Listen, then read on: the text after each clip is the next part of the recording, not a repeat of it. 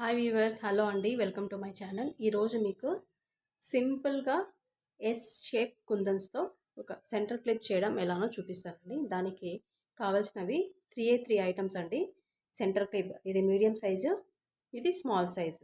Next B7000 glue, ఇది S shape కుందన్స్ అండి. ఇప్పుడు చూద్దాం ఎలా చేయాలో.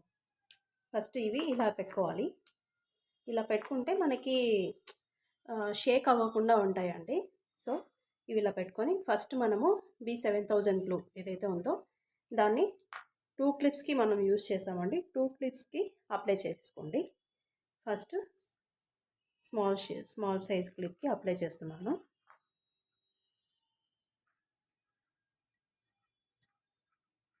బిగినర్ ఫ్రెండ్లీ అండి ఇవన్నీ. ముందుగా మనకి ఏ నాలెడ్జ్ లేకపోయినా కూడా ఎవరైనా చేసేసుకోవచ్చు.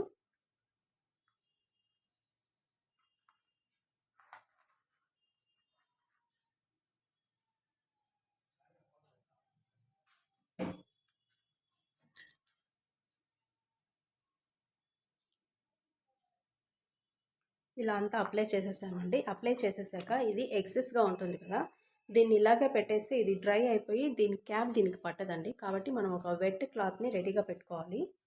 వెట్ క్లాత్తో మనం క్లీన్ చేసేసి, వెట్ క్లాత్ ఈజీగా వచ్చేస్తుందండి. మన చేతికి అయినప్పుడు కూడా వెంటనే మనం వెట్ క్లాత్తో క్లీన్ చేసేసుకున్నామంటే వెళ్ళిపోతుందండి. చూసారా, ఇలా పెట్టడానికి ఈజీగా ఉంటుంది. సో ఇప్పుడు ఈ ఎస్ షేప్ కుందన్స్ ఉన్నాయి కదా, ఇది కొంచెం ఒక 2 మినిట్స్ డ్రై అయ్యిందంటే ఇది జారిపోతూ ఉంటుందండి. 2 మినిట్స్ మనకి డ్రై అయ్యిందంటే ఆ జారే నేచర్ అనేది పోతుంది. ఆ తర్వాత మనము ఈ కుందన్స్ని ఎలా కావాలంటే అలాగా పేస్ట్ చేసుకోవచ్చండి. నేనైతే దీంతోనే పేస్ట్ చేసేస్తున్నాను. ఉంది కదా, ఇలాగే యూజ్ చేసేసుకోవచ్చండి. చూసారా ఎంత బాగా నిల్చునిందో. ఇలాగా 1 బై 1 పేస్ట్ చేసుకుంటూ రావాలి. ఈ ఎస్ షేప్ కుందన్స్ చాలామంది ఎవరు ఎక్కువగా యూజ్ చేయరండి. కానీ ఇది చాలా డిఫరెంట్ లుక్ ఉంటుంది అండ్ న్యూ లుక్ ఉంటుందండి. ఇది నాకైతే చాలా ఇష్టం. ఇది దీంతోనే బ్యాంగిల్స్ కూడా ఈజీగా సింపుల్గా డిజైన్ చేసేసుకోవచ్చండి. చూస్తున్నారా, బాగుందా డిజైన్?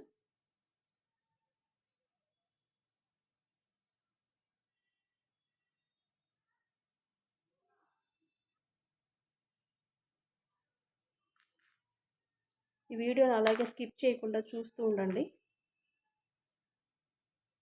అంటే మధ్యలో మీరు స్కిప్ చేశారంటే కంటిన్యూయేషన్ పోతుందండి. మీకు మధ్యలో మళ్ళీ డౌట్స్ వస్తాయి. అందుకోసం చెప్తున్నాను, స్కిప్ చేయకుండా చూడండి.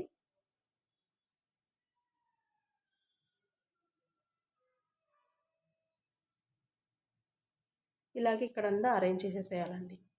చూస్తున్నారా, లాస్ట్లో ఒకటి పెట్టాలండి.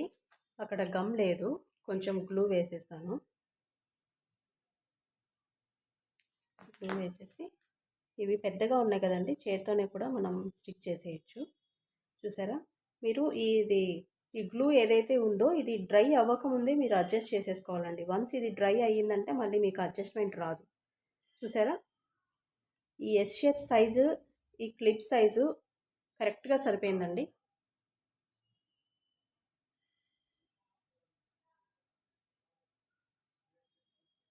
నాకైతే ఈ కలర్ చాలా నచ్చిందండి.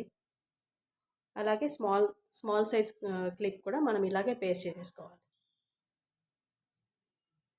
ఇవి పెద్దగా ఉన్నాయి కదండి, అందుకని మనకి స్టిక్స్, ఆ పెన్సిల్స్, గ్లూ పెన్ ఏం అవసరం లేకుండా ఉంది.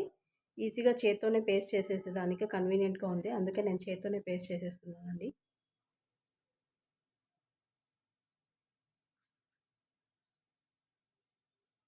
డిఫరెంట్ లుక్ ఉంటాయండి ఇవి. ఇవి ఎక్కువ మనము హెయిర్ యాక్సెసరీస్లో అంతగా ఎక్కువ యూస్ చేయరు, కానీ యూస్ చేస్తే మనకి మంచి మంచి డిజైన్స్ వస్తాయండి.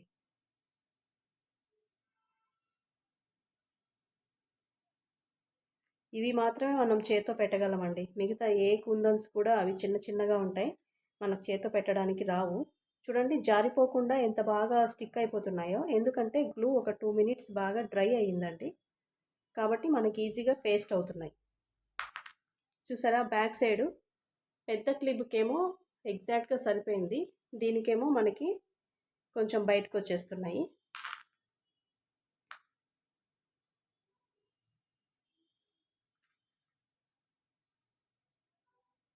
మీకు ఈ కలర్ నచ్చిందా?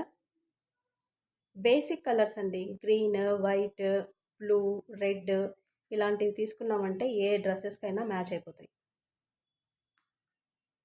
చాలా రోజుల నుంచి మేకింగ్ వీడియో చేయాలనుకుంటున్నానండి, ఈరోజు చేసేసాను. ఓకే, చూస్తున్నారా?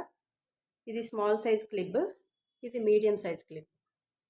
బాగుందా? నచ్చిందా? ఫినిషింగ్ అయితే ఇలా వచ్చిందండి, చూస్తున్నారా? ఇది వెంటనే మనం యూజ్ చేయకూడదండి, ఇది చలికాలం కాబట్టి ఓవర్ నైట్ మనకి డ్రై అవ్వాలి. డ్రై అయితేనే మనకి అవి మళ్ళీ రాలిపోకుండా ఉంటాయండి.